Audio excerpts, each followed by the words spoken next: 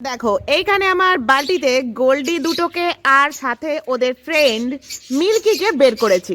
তার কারণ ওরা যে পন্ডে ছিল সেই পন্ডটা প্রচণ্ড নোংরা হয়ে গেছে। আর দেখো একটাকে তুলবো আমি, ও বাবা সাথে মিল্কিও এসছে। দাঁড়াও দুটোকেই দেখাই তাহলে ভালো করে।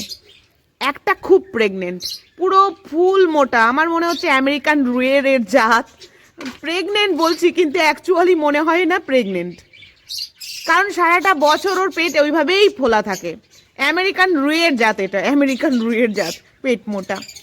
যা একদম নড়েও কম এটা, আর চলেও ধীরে ধীরে। এইবার দেখো পন্ডটাকে তোমাদের দেখাই। আমি এই পন্ডটা থেকে নোংরা জল ফেলে দিয়ে নিয়েছি, এইবার ফ্রেশ জল ধীরে ধীরে দিয়ে নেব। কিন্তু আসল প্রবলেমটা হলো 2-3 বার জল দেবার পর দেখি মাটি ঘুলটে উঠছে।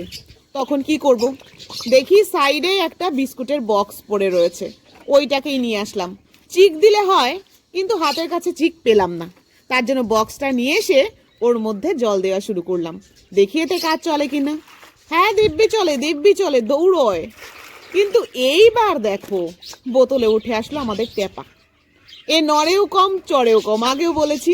না হলে এইটুকু ছিদ্র দিয়ে উঠে আসতে পারে? ট্যাপো কোথাকার, যাও। তারপর জল দিতে দিতে আবার কিন্তু আরেকটা ওর ফ্রেন্ডও উঠে এসেছে। কি জানি গোল্ডিগুলো এইরকমই, কিন্তু মিল্কি ভাই এইরকম না। মিল্কি প্রচণ্ড চঞ্চল, মিল্কিকে ধরা ভাই অত সহজ নয়। তবু ধরা যায়, অল্প জায়গা বলে সেই জন্যই ধরা যাচ্ছে। এই দেখো বললাম না উঠে আসলো। কত সুন্দর লাগছে, একদম অরেঞ্জ কালার। সামনে থেকে দেখলেও সত্যি এতটা কিউট লাগে এদের দুটোকে একসাথে দেখতে, আমার চোখ জুড়িয়ে যায়। ওই যে আমাদের ট্যাপও কিন্তু লাফ দিয়ে পড়লো নিচে, কিন্তু ওইটুকু জলে কি আর থাকতে পারবে? যাও ওইটার মধ্যেই থাকো আপাতত। একসাথে অপূর্ব লাগছে এদের দেখতে, বললাম না পুরো জোড়া বলদ। আর এইখানে রয়েছে আমাদের মিল্কি রানী, দিলকি রানী, মিল্কি রানী দিলকি রানী। চলো তোমাকেও ছেড়ে দিই। এই দেখো, এই হচ্ছে থার্ড পার্সন সিঙ্গুলার নাম্বার। এক জোড়া বেস্ট ফ্রেন্ডের মধ্যে উড়ে এসে বসেছে।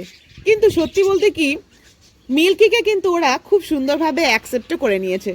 ওরা তিনজনাই খুব মিলেমিশে সুন্দরভাবে থাকে। বাকি জলটাও এর মধ্যে দিয়ে দিলাম। আর এর সঙ্গে সঙ্গেও আমার টেপু বেরিয়ে গেছে, সাথে মিল্কি রানী। সুন্দরবনটন ঘুরে ঘুরে আমার এইবার জল চেঞ্জ করতে লেট হয়ে গেছে, নাহলে আমি 15 দিন কি 1 মাসের মধ্যেই জল চেঞ্জ করে দিই। দেখো বাকি দুটো বেরিয়ে যাওয়ার পর এটাকেও আমি ছেড়ে দিলাম। এইবার ওরা দিব্যি দিব্যি খেলে বেড়াবে।